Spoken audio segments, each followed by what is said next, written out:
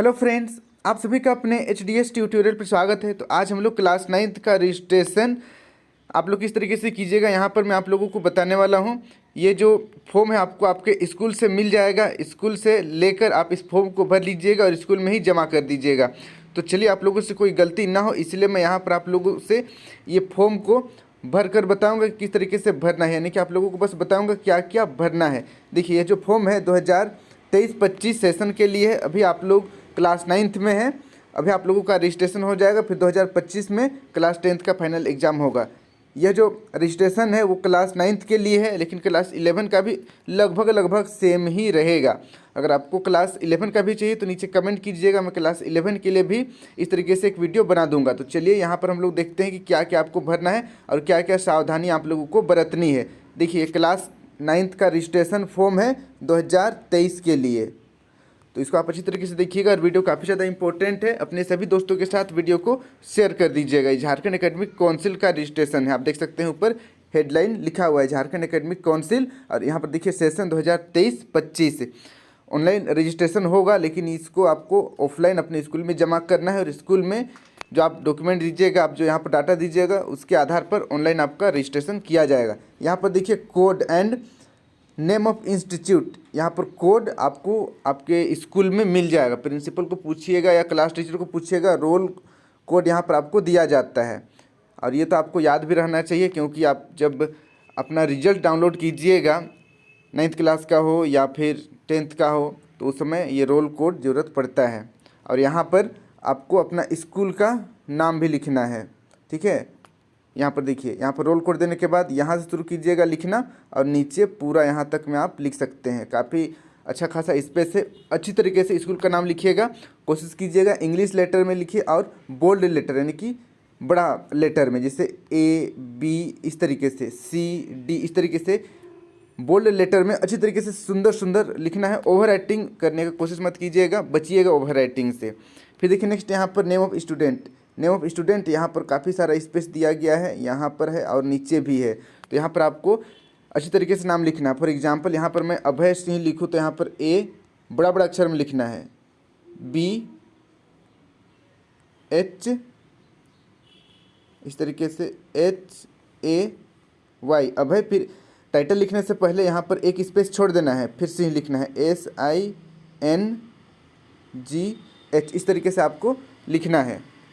उसके बाद अगर आपका फिर लास्ट नेम, किसी का 3 नाम रहता है जैसे अभय कुमार सिंह, तो जो भी लिखिएगा एक स्पेस छोड़ दीजिएगा, उसके बाद अगला लिखिएगा।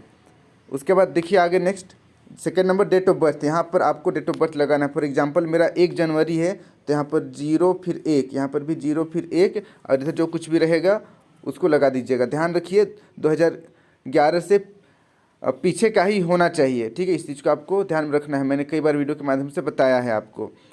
यहाँ पर देखिए जैसे कि 2009 है आपका date of birth, for example मैं बता रहा हूँ 2009 है तो यहाँ पर 2009 इस तरीके से आपको लिखना है। और 2010 है तो यहाँ पर इस तरीके से 10 लिखना है। आई होप आप समझ गए होंगे। चलिए अगला देखते हैं। यहाँ पर जेंडर में 3 नंबर, मेल या फीमेल, ये तो आप देख लीजिएगा, आपको पता होगा आप क्या है, बस यहाँ पर टिक कर देना है। फिर देखिए नेक्स्ट अगला, दिव्यांग, अगर आपका शरीर का कोई अंग काम नहीं करता है, आपके पास दिव्यांग सर्टिफिकेट है, तो यहाँ पर आप बता सकते हैं कि आपको क्या प्रॉब्लम है, और अगर कुछ नहीं है तो यहाँ पर नॉन में कर दीजिएगा। फिर देखिए कास्ट 5th नंबर, यहाँ पर आप देखिए general SC ST BC1 BC2 दिया गया है, आप जिस कास्ट के हैं उसको यहाँ पर बस टिक कर देना है। फॉर एग्जांपल अगर आप जनरल है तो जनरल, और अगर आप SC ST हैं तो आप देख लीजिएगा अपना को टिक कीजिएगा। फिर देखिए नेक्स्ट 6 नंबर, रिलीजियन, आप किस धर्म से हैं, हिंदुज़्म, इस्लाम, सिख, क्रिश्चियनिटी या अदर, तो आप अपना जो धर्म है उसको यहाँ पर टिक कीजिएगा। फिर देखिए नेक्स्ट नेशनलिटी, ज़्यादातर तो आप इंडियन ही होंगे, इंडियन को कर देना है। फिर देखिए नेक्स्ट स्टूडेंट आधार नंबर, यहाँ पर अच्छी तरीके से साफ आधार नंबर को लिखना है। फिर देखिए 9 नंबर में यहाँ पर रूरल और अर्बन देना है, तो गांव में रहने वाले जितने भी बच्चे हैं रूरल को टिक कीजिएगा, और जितने भी बच्चे शहर में रहते हैं अर्बन को आपको टिक करना है। उसके बाद यहाँ पर देखिए 10 नंबर में मदर्स नेम, यहाँ पर आपको अपनी माता का नाम साफ अक्षरों में बोल्ड लेटर में लिखना है, और टाइटल लिखने से पहले एक डब्बा आपको छोड़ देना है। उसके बाद देखिए नेक्स्ट यहाँ पर फादर्स नेम भी आप अच्छी तरीके से लिखिएगा बोल्ड लेटर में साफ, और टाइटल लिखने से पहले एक डब्बा आपको छोड़ देना है। फिर देखिए नेक्स्ट यहाँ पर कैटेगरी, आप रेगुलर हैं या प्राइवेट हैं, आप देख लीजिएगा। रेगुलर यानी कि आप डेली स्कूल जाते हैं और प्राइवेट आप सिर्फ एग्ज़ाम देने स्कूल जाते हैं, इस तरीके से इसका मतलब होता है। फिर देखिए नेक्स्ट यहाँ पर कम्युनिकेशन एड्रेस से है, तो आप यहाँ पर देखिए आधार कार्ड में जो है एड्रेस सेम टू सेम यहाँ पर आपको लिख देना है। Village, post, district, state, pin code जो कुछ भी है आपका आधार में सेम टू सेम लिख दीजिएगा। वैसे कम्युनिकेशन का दिया गया है बट आधार को ही लिखिएगा सेम टू सेम, कोई भी दिक्कत नहीं होगा।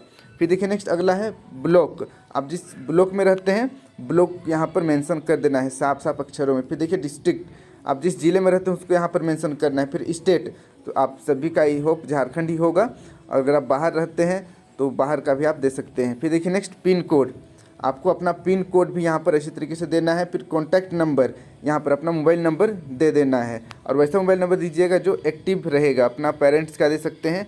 फिर ईमेल आईडी, आप अपना ईमेल आईडी यहाँ पर भर दीजिएगा साफ साफ, और अगर आपके पास ईमेल आईडी नहीं होगा तो आप अपने पेरेंट्स का भी ईमेल आईडी दे सकते हैं। फिर नीचे देखिए क्लास रोल नंबर, यहाँ पर आपको अपने स्कूल का जो रोल नंबर है उसको यहाँ पर फिलअप कर लेना है। उसके बाद यहाँ पर 21 नंबर में सेक्शन, देखिए क्लास तो जैसे क्लास आप 9th में है, ठीक है, रोल नंबर भी होगा, लेकिन कहीं कहीं पर सेक्शन ए, सेक्शन बी इस तरीके से रहता है, कहीं कहीं सेक्शन सी तक रहता है। अगर आपका में कोई भी सेक्शन नहीं है तो आप सेक्शन ए दे सकते हैं या इसको ब्लैंक छोड़ सकते हैं, कोई दिक्कत नहीं है। अगर आपका सेक्शन बी या सी में है तो यहाँ पर आपको मेंशन करना पड़ेगा बी या फिर सी, और अगर डी है तो डी मेंशन कर दीजिएगा। ये आपका फर्स्ट पेज है, ठीक है। यहाँ पर देखिए ये पेज नंबर 1 है। अब आगे बढ़ते हैं पेज नंबर 2 में। पेज नंबर 2 में देखिए यहाँ पर आपको सब्जेक्ट बताना है। देखिए जैसे यहाँ पर 22 नंबर में मीडियम ऑफ एग्जामिनेशन, आप किस मीडियम में आप एग्ज़ाम दीजिएगा, हिंदी में दीजिएगा, उर्दू में, इंग्लिश में, बंगाली में या उड़िया में।